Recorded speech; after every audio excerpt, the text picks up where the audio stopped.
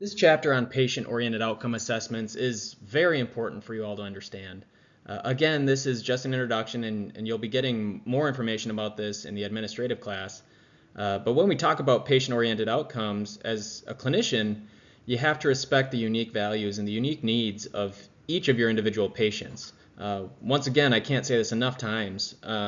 You're treating a human person, right? You are not treating an injury or a body part. Sure, yeah, we focus on individual body parts and injuries, but that's just dictating what you have to do to treat the patient as an individual. The patient is what matters the most, okay? Patient-related assessments are based on the clinical outcomes, so whatever endpoint you want that patient to reach, and also whatever the personal end goals are of that patient. And those things don't stay static. Health-related quality of life is not a static thing, okay? When you read through this chapter, and also when you read about variability and the health-related quality of life, or the HRQOL assessment, you know that it changes, and that it changes for a variety of reasons. It changes while we are treating the patient, and it changes both before and after we are treating the patients, right? So you have to understand that this is not a static thing in that patients change. You also have to remember that patients need to be satisfied. They need to be satisfied with their overall care, meaning that they need to be satisfied with the care that you give them as their caregiver. And they need to be satisfied with their overall outcome, the end result of their care. Now, there's an article in the module on D2L that's about student athletes' overall satisfaction with their athletic trainers, and it looks at it from a couple of different perspectives. So gender, male versus female, and whether they were high profile or low profile sport athletes, as opposed to revenue and non-revenue generating sports. So take a look at that, and you'll see that there are some differences once you start collecting and looking at the data from patients. And really there shouldn't be. As athletic trainers, we need to be treating people the same regardless of their playing time, regardless of their sport, regardless of their gender, and so on. That is our profession's code of ethics, and also that's your board of certification standards of professional care. So we need to make sure that we are paying attention to those things, and through doing patient-oriented outcomes assessments, that's a way for you to easily make sure that you are accomplishing that. The last thing I want to introduce on this slide is something that we'll talk about later in the presentation, is that when you're doing patient-related outcomes assessments, start small, right? Start simple. I think sometimes in athletic training, whether you're in the high school or collegiate setting, we think that, I mean, oh dang, we have to do the same thing as they're doing in the clinic. Or you might be doing it in the clinic or a clinical setting. You might be working in a clinic or clinical setting, and you want to do the same thing in one of the more traditional athletic training settings. And it may just not be feasible, right? You need to start simple and start small. You need to make sure that you're collecting information that is actually needed to be collected, and that you want to be collecting, that will help you with patient care as well as management of your facility, your time, your staff's time, and so on. So this is an intro to patient-oriented outcomes assessments, and is a good starting point for us as we get deeper into becoming professional athletic trainers. There are certain outcomes that we must be looking at. We want to look at the quality of care that we are providing to or have provided to our patients. So what do your patients feel about that quality of care that you're providing? Who do you involve in the assessment of that patient care? And how are you going to know that the patients are getting better, right? We need to evaluate the patient's needs as part of our outcomes, not just whether or not we got the patient with a meniscus tear back on the basketball court in 6 months and a half, 6.5 months following their meniscus reconstruction, right? That's not what we're just interested in. Because what if they weren't ready to get back out there? What if they were already ready and they were able to return even earlier than we took them back out on the court? What if there are things about the patient that you didn't know because you didn't ask them or you didn't record it? We record these things in patients' files and charts and so on, but we need to make sure that we are using this all as overall assessments. And this does not have to be as complicated as some of you might imagine. as you start reading or as you have already read about measuring patient outcomes, you might think that it is a very daunting or a challenging ordeal, and it really isn't, I promise. When we talk about some of the instruments through this presentation, they are also in the chapter that you have all read and to get a good summary of, but you need to find the ones that work best for you and that work best for your patient population or populations and your setting in order to collect those outcomes. But you absolutely have to put the patient's needs in there. Too often, we just look at clinical outcomes assessments. These are really just healthcare outcomes that result from what you've done to the patient and overall how the patient considers their experiences. So what are their preferences or values? Now a patient shouldn't dictate their care. By no means are we a made-to-order system that the patient can come in and just say, hey, I want this, this, and this, but not this, right? The patient is not a healthcare provider. I mean, even if they are, they shouldn't be involved in determining their care in terms of the overall treatment plan.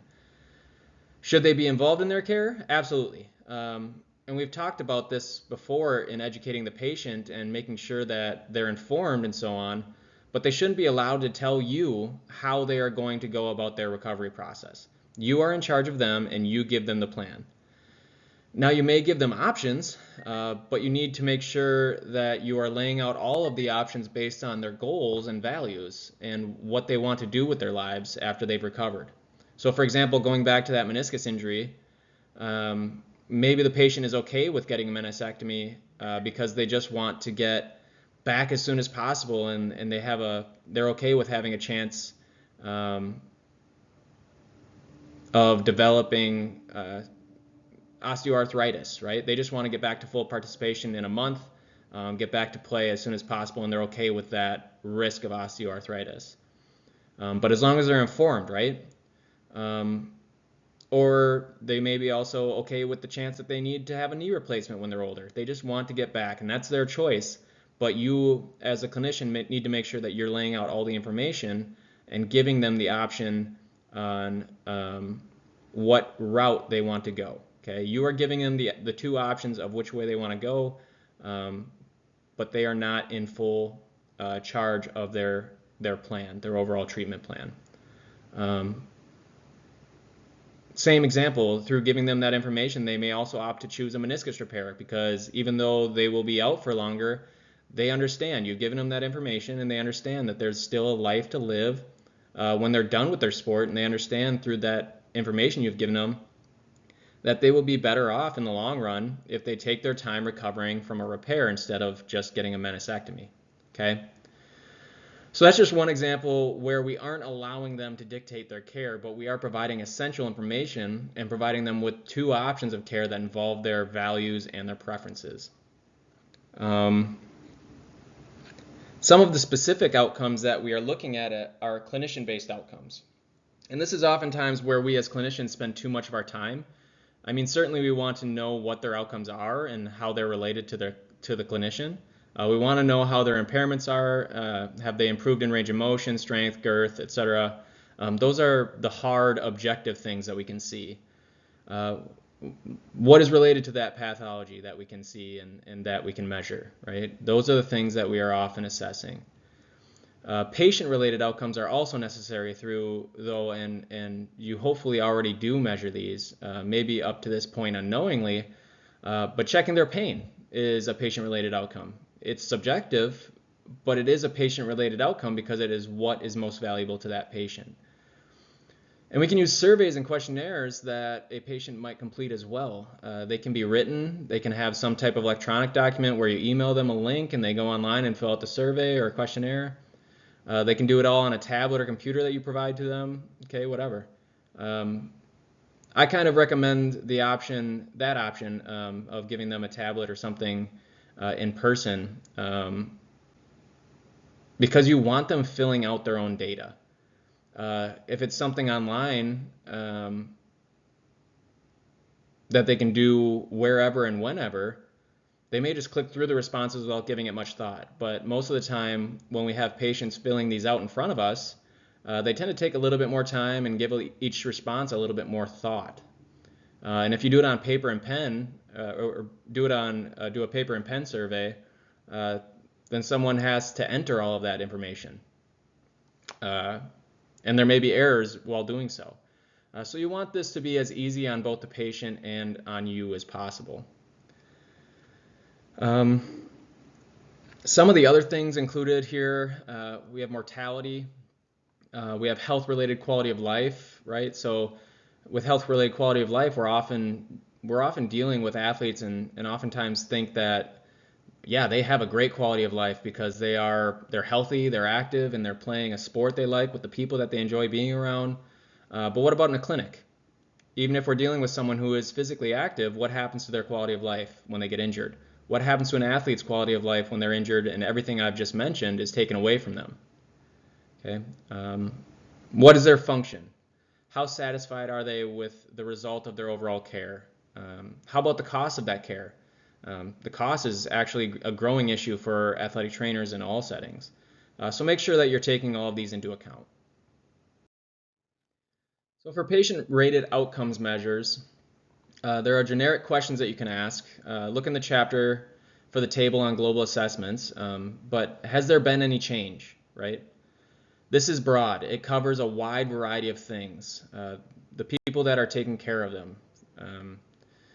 Now, this is not necessarily a validated or reliable survey, but it's an easy place to start. The short form 12 and the short form 36 item, the PEDS QL, and also the DPA are also very good, very global, and give you broad information that helps you broadly measure outcomes and patient satisfaction and so on. But the broader it is, the less specific you can make that data, right?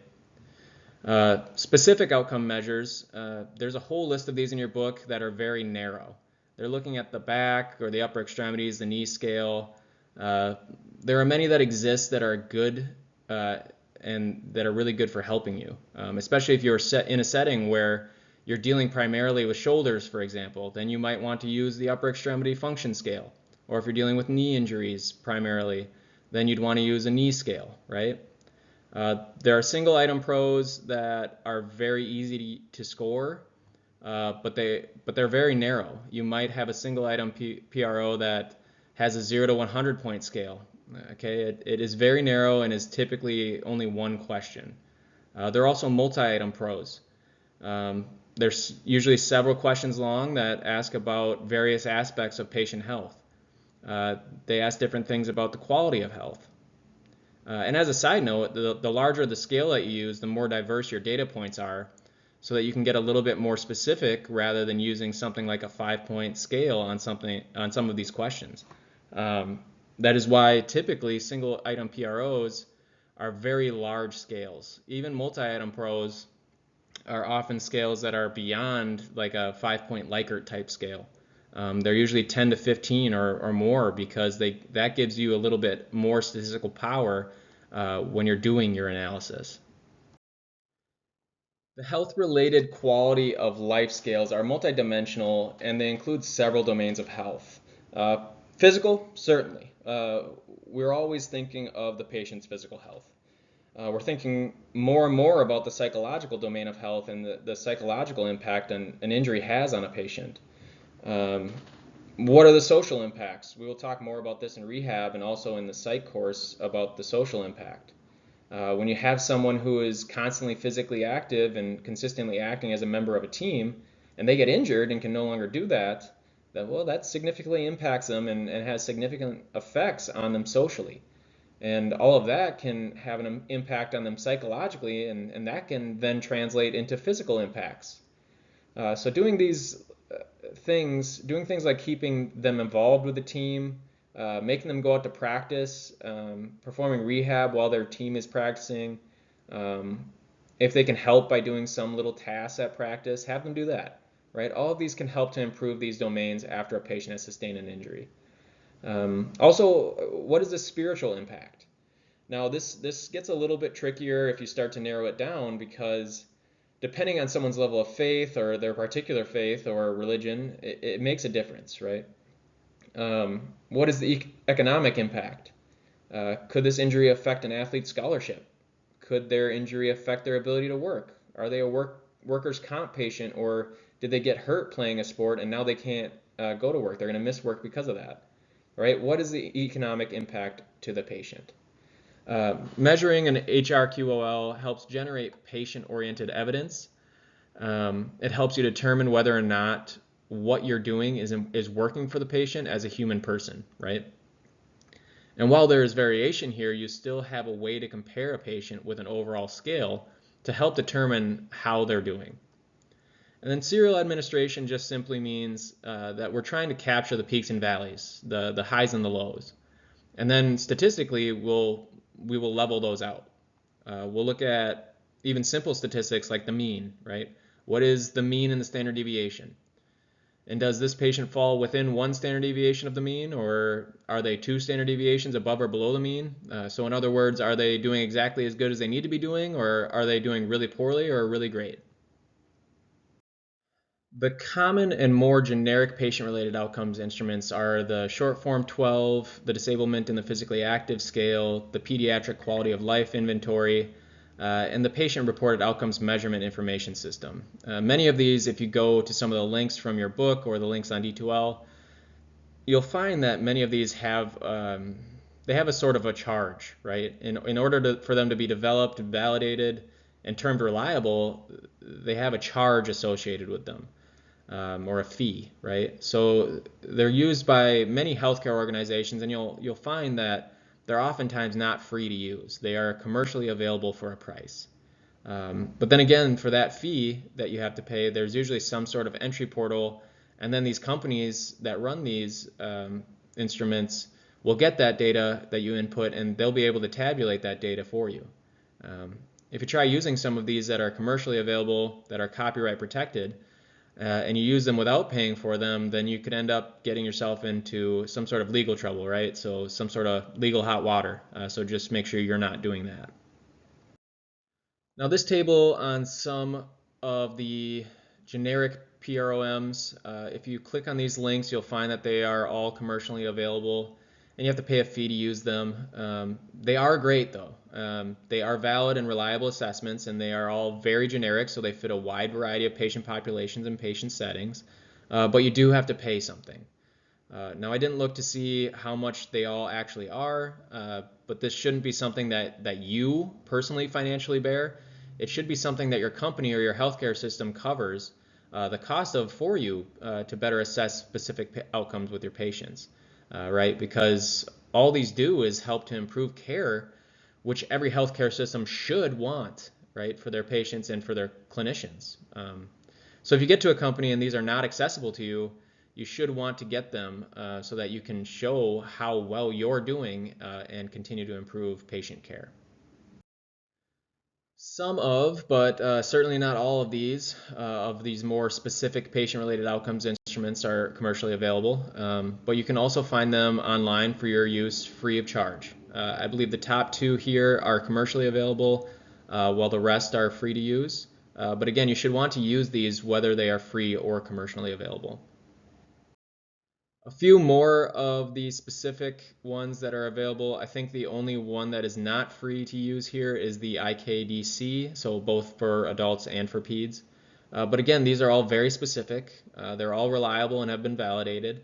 But you should really only be using them if they are pertinent to your patient population or to your setting. If you don't work with peds, or if you never see any patellofemoral pain, then you probably aren't going to get much use out of those specific PRO instruments, right? But they are all very easy to use, and again, they all help to improve your patient care.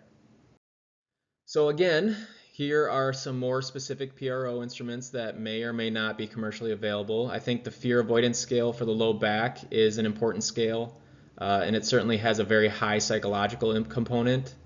But the thing that I again want to mention with these is that I certainly recommend using them.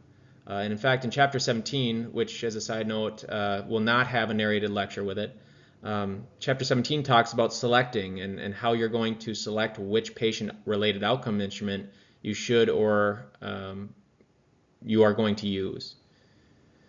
So here is my advice. When you're practicing, use a generic scale, one that you can afford or one that is free.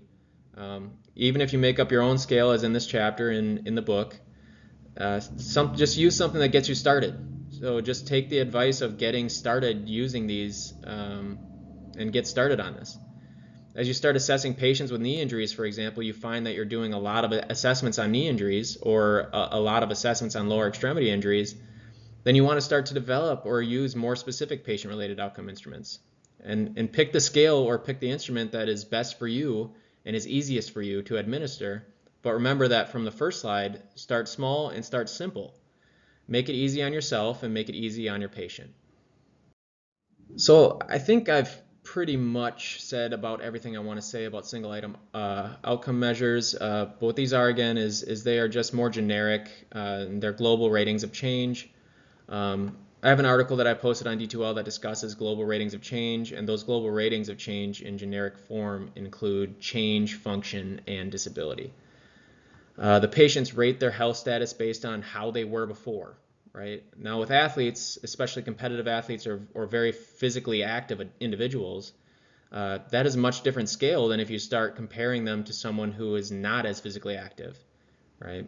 Maybe you're in a clinic and you're dealing with some high-level athlete or some very physically active people, and then you are dealing with some who say they are physically active, but really, in actuality, all they're doing for activity is they go on a walk to the mailbox or they just clean their house or something like that. They're going to have completely different comparisons. Most of these use Likert type scales, which means that there is a neutral response in the middle and it's surrounded on either side by positive and negative responses. So they have gotten worse or significantly worse, or they've improved or greatly improved, surrounding something saying like no improvement, right? But since these are single item, they can be anywhere from typically 5 to 15 point Likert scales, but they can actually go all the way up to 100 points, right?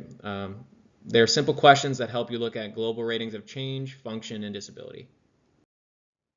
Again, more of the single item outcome measures. If you notice the numeric pain rating scale, we use that one all the time. This includes the visual analog scale if you're measuring it. That would also fit in here.